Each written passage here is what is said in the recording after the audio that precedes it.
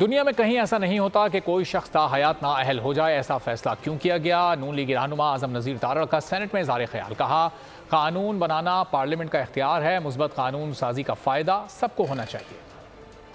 جب اس معزز ایوان نے سیکشن 232 الیکشن ایکٹ کو امینڈ کیا، اس میں طے کر دیا گیا اس قانون میں کہ جہاں پہ آئین کسی نااہلی کی مدت تجویز کرتا ہے وہ اپر لیمٹ وہ ہوگی، جہاں پہ آئین نہیں کرتا آئین میں دی گئی اپر لیمٹ سے آگے نہیں جائے گا۔ دنیا میں کہیں نہیں ہے کہ کوئی شخص تا حیات نااہل ہو جائے گا۔ بھئی یہ کہاں پہ لکھا ہے اور کہاں سے یہ فیصلہ آیا اور اتنا بدبودار فیصلہ کیوں کیا گیا؟